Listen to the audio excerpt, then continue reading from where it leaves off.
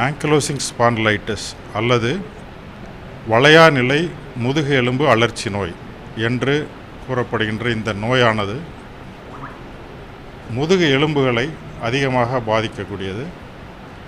அதுபோல் கணுக்கால் போன்ற பெரிய மூட்டுகளை பாதிக்கக்கூடியது. இது ஒரு வகையான மூட்டுவாத நோய். இந்த நோயானது இளவயது ஆண்களை அதிகமாக பாதிக்கக்கூடியது. பரம்பரையாக வருவதற்கு வாய்ப்புகள் அதிகம்.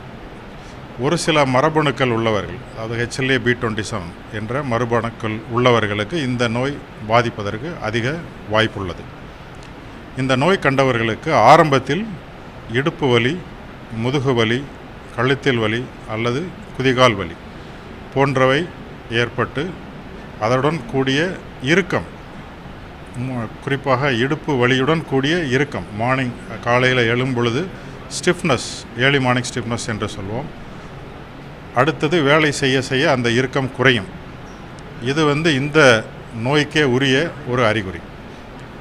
மற்ற காரணங்களால் வரக்கூடிய இடுப்பு வலி வேலை செய்யும் பொழுது அதிகமாகும். ஆனால் இந்த நோய் கண்டவர்களுக்கு வேலை செய்யும் பொழுது நாள் ஆக ஆக, நேரமாக ஆக இந்த நோயின் தாக்கம் குறையும். ஸோ இவ்வாறு இந்த மாதிரி அறிகுறிகள் தென்பட்டால் அதனை உடனே மருத்துவரை அருகி இதற்கான மருந்து மாத்திரைகள் எடுத்துக்கொள்ள வேண்டும். அவ்வாறு எடுக்காத பட்சத்தில் இந்த நோய் முதுகெலும்பு, ஜவ்வு ஆகியவற்றை அதிகமாக பாதித்து ஜவ்வு எல்லாம் இறுகி போவதால் முதுகெலும்பு வளையாத நிலை ஏற்படுகின்றது. இதனைத்தான் ஆங்கிலோசிங் ஸ்பாண்டிலைட்டிஸ் என்று சொல்கின்றோம். கழுத்தை திருப்புவதில் கஷ்டம், முதுகை வளைப்பதில், குனிந்து பொருள்களை எடுக்க வேண்டுமென்றால் அதுவும் கஷ்டமாகிவிடும். அதனால் அவர்களுடைய தினசரி வேலைகளை பார்க்க முடியாமல் சென்றுவிடும். வேலை வாய்ப்பு இழந்து விடுவார்கள். அதனால் இந்த மாதிரியான பின்விளைவுகள் ஏற்படுவதால் ஆரம்ப நிலையில் இந்த நோயினை கண்டறிந்து அதனை நமது மருத்துவமனையில் விலை உயர்ந்த மருந்துகள் உள்ளன. உலகெங்கிலும் இந்த மருந்து தான் இந்த நோய்க்கு விலை உயர்ந்த பயாலஜிக்ஸ் என்று சொல்லக்கூடிய மருந்துகளை செலுத்துவதன் மூலம் இந்த நோய் கண்டவர்களை அவர்களுடைய நார்மல் ரொட்டீன், அதாவது அவர்களுடைய தினசரி அன்றாட வாழ்க்கையை நார்மலாக அனைவரையும் போல் நலமாக உள்ளவர்கள் போல் அவர்களை மாற்ற முடியும். அதனால் ஆரம்ப நிலையில் கண்டறிய வேண்டும்.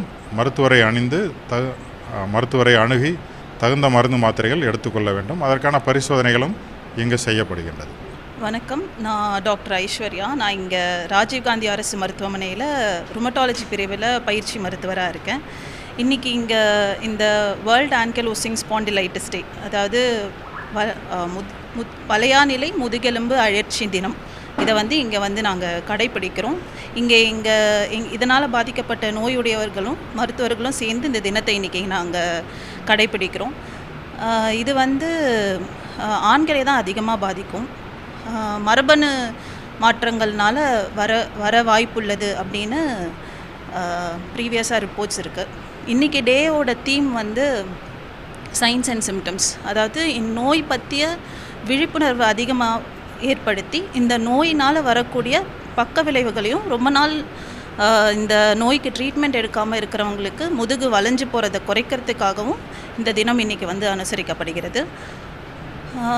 இதை எப்படி தடுக்கலாம் அப்படின்னா, ஃபஸ்ட்டு சொந்தத்தில் கல்யாணம் பண்ணுறத குறைச்சிக்கிறது நல்லது. ரெண்டாவது ஸ்மோக்கிங்கை நம்ம குறைக்கணும்.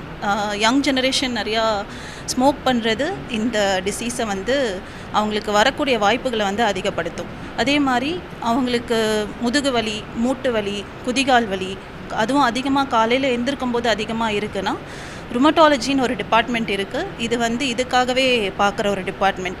ஸோ எவ்வளோ சீக்கிரம் உங்களுக்கு சிம்டம்ஸ் இருக்கோ அதுக்கேற்ற மாதிரி நீங்கள் டாக்டரை அணுகுனீங்கன்னா உங்களுக்கு சீக்கிரம் நோய் இருக்கா இல்லையாங்கிறத கண்டறிய முடியும். இந்த நோய்க்கு தீர்வுங்கிறது இது வரைக்கும் கண்டுபிடிக்கப்படவில்லை. இது கண்ட்ரோல் பண்ணக்கூடிய ஒரு டிசீஸ் தான், நம்ம சுகர், பிபி மாதிரி தான்.